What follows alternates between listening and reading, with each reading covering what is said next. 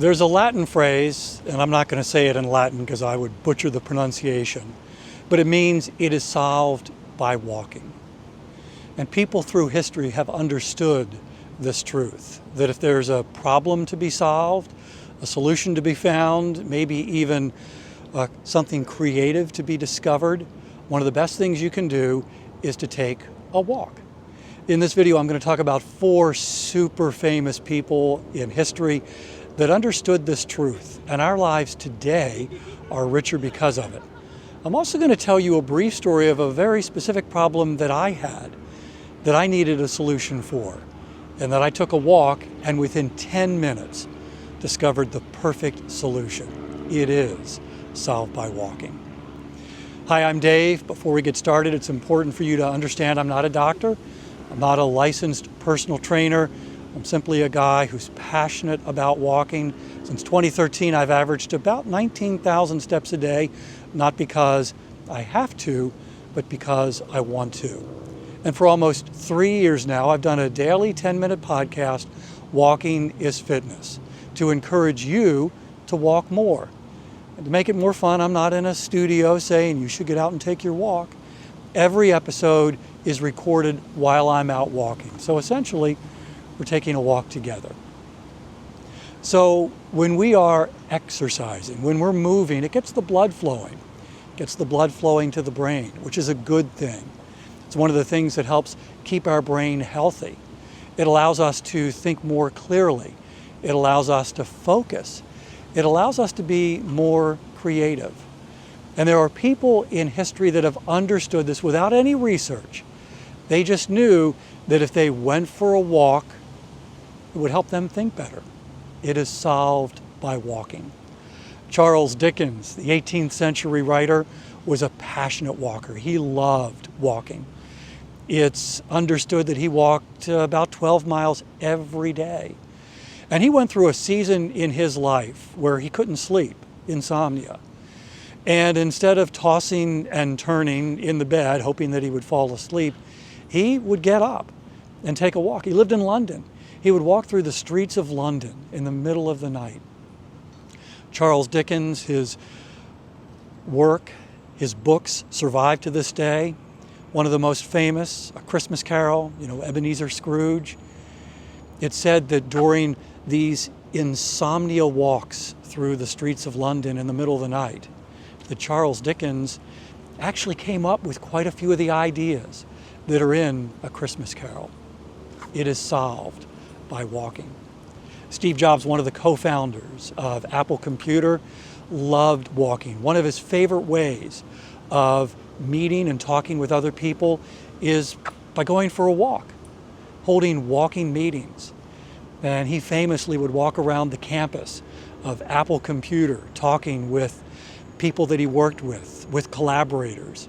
I wonder how many of the Apple products that we use today were birthed or improved during some of those walks that Steve Jobs took.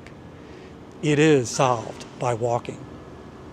Albert Einstein, the brilliant scientist who came up with the theory of relativity, and there's no way that I could even begin to explain it to you. I've tried to understand it. It's beyond my comprehension. He was someone else who loved walking, was passionate about walking, walked at least 3 miles every day. In 1999, Time magazine, which famously always picks a person of the year, because we were coming to the end of the century, decided instead of a person of the year, they chose a person of the century.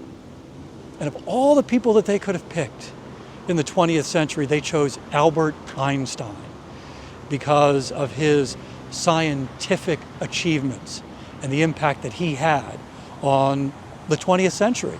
And so they named him Person of the Century, someone who walked and thought more clearly. It is solved by walking. So a handful of years ago, my wife was undergoing treatment for breast cancer. It was a very difficult season, as you could understand. We were a few days from Christmas, and we had already decided on a joint Christmas gift that we were going to give each other. And so I was off the hook. And gift giving is not one of my skills.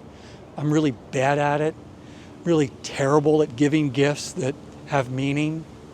But a few days from Christmas, as my wife was undergoing treatment for breast cancer, it occurred to me that I needed to do more than simply this joint gift that I didn't have to think about. I wanted to give her a surprise Christmas gift that would be really moving, that would actually move her to tears. And there was no way that I could think of a gift that was going to do that, except I knew that it is solved by walking. And so I took a walk, and within 5 minutes came up with an idea. I thought, okay, all right. And the more I thought about it as I was walking, realized, no, this isn't going to be a moving gift. This isn't going to move her to tears. This is going to be, oh, well, this is nice, thank you. I wanted to go way beyond that, so I kept walking. And within 5 more minutes, came up with a solution. And as soon as I thought of it, and what it was really isn't important because, the gift was meaningful for her. But as soon as I thought of it, I realized this is it. And snuck out of the house because I didn't want to give her any indication that I was going to buy her a surprise gift. And I gave it to her on Christmas Eve, and it moved her, and it moved her to tears.